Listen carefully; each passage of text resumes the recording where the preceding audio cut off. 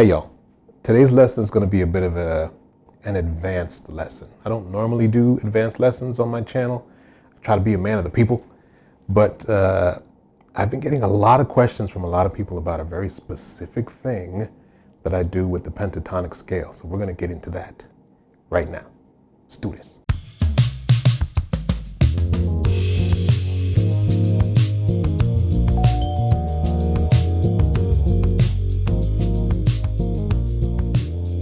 Hello friends and neighbors, welcome back to the Brownstone. My name is Rich Brown. Thank you for dropping by once again.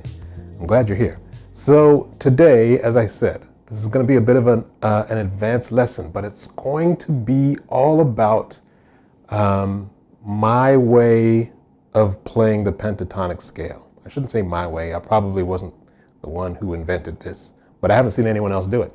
So who knows? And it all has to do with stuff that we've covered before with the pentatonic scale. I've done a couple of videos on pentatonics. Maybe I will put them up there. And you can check those out because we're dealing with the different shapes of the pentatonic scale today. But we're doing so in a way that puts them together to make a new scale. There, I've given away the secret. So let me break this down. I say this is an advanced lesson because I usually do this with soloing, improvising, coming up with different melodies, sort of taking the bass out of its traditional role, which some people maybe see as a bone of contention. That's okay. But others, maybe the more adventurous among you, might enjoy what I'm about to share. So here's the deal. I'm going to get way up on the 12th fret of the A string and play an A major pentatonic scale. So here's how I'm going to do that. I'm going to take the shape that involves playing the first two notes, volume, playing the first two notes on the A string, and then two notes on the D string, and then the last two notes are on the G string. So what are those notes? I've got the root, the second, the major third, the fifth, the sixth, and then the octave. And if I want to, I can add the ninth. And then coming down, I can also add, right? That's the sixth below the root. That's the fifth below the root. So then I can use this whole shape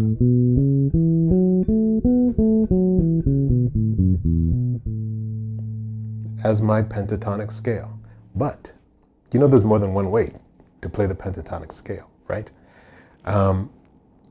So this way, the first way saw me playing the first two notes on the A string. The second way has me playing the first three notes on the A string. So I have the root, the major second, the major third.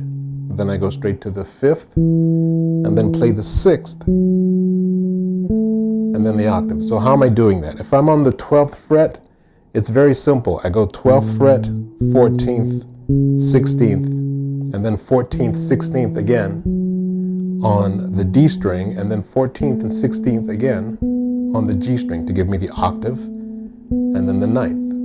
So, and then I can still involve those two notes below the octave, the sixth and the fifth.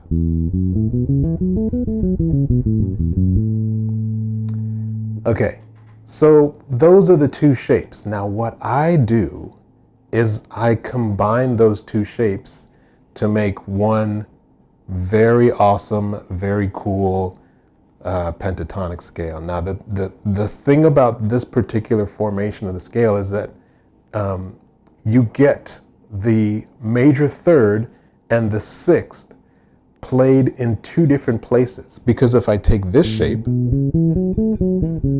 and take this shape and then put them together, I get this.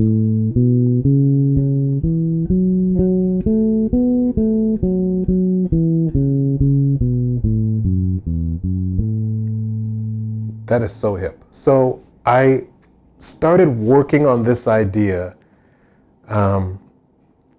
through listening to a lot of Joe Zawinul, one of my favorite musicians on earth, who's no longer with us, so probably not on earth, but he's with us in spirit, for sure.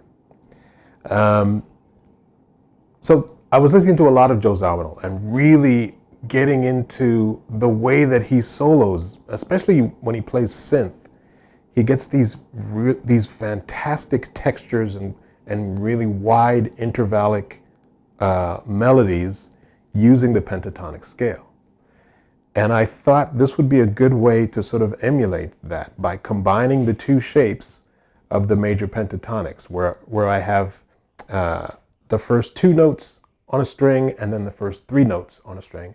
I get two different shapes. I put those shapes together and I get this new scale. Volume. It's so cool. Now, I say this is an advanced lesson because, I mean, this is a bit of a stretch. This is why I'm playing this in the higher register, because it's very difficult to do, you know, starting on like the 3rd fret of the A string, for instance. Like, it's a huge stretch. So when I play it up here,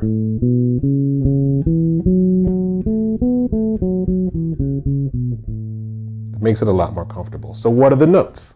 I'll give you the fret numbers. So here I'm starting with the A at the 12th fret of the A string. So what I do is I play 12, 14, 16, and then 11. So those two notes, the major third, is doubled. So here I got, on the D string, I've got 11, 14, 16 on the D string. And then I do the same thing, 11, 14, 16 on the G string. So 16 to the 11th of the of the G string gives me the same note. That's the 6th. Then I move up to the octave and I play the 9th. And that's the whole thing.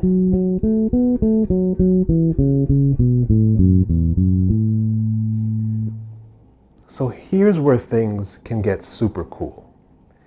A lot of people have been asking me about this certain phrase or a certain lick that I play.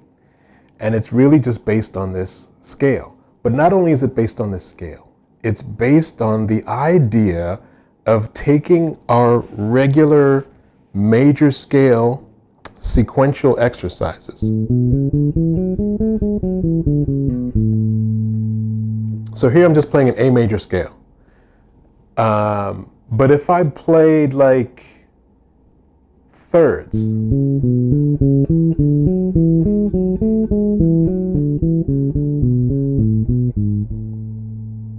and then applied that idea to this shape, watch what happens. It's so cool.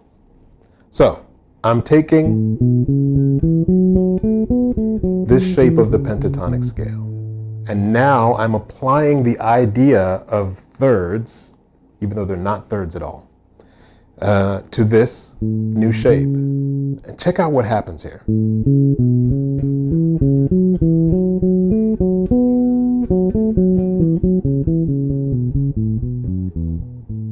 It's such an amazing sound. I love that. And then I can do, let's say, a three-note pattern.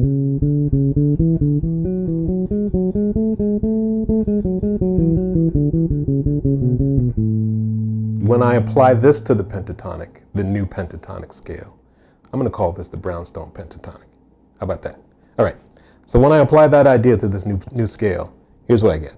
3-note pattern, ascending and descending.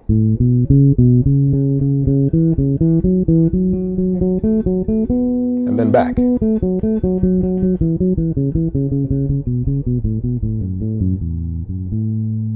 Such a cool sound. I love it.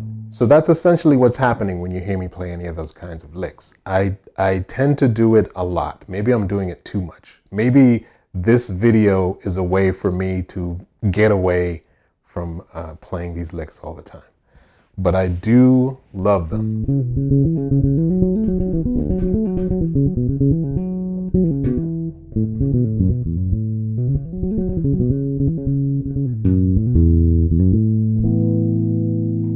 And that's it, my friends. I'm going to leave it there.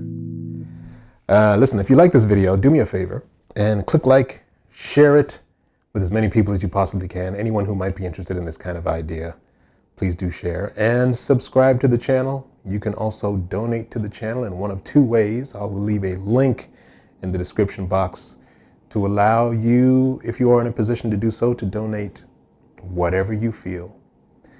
And you can also join the channel for a mere $5 a month. All of the above helps me out in a huge way, and it allows me to keep bringing these videos to you, and it's all greatly appreciated. All right, my friends and neighbors, I'm going to leave it there. Until the next video, peace and love.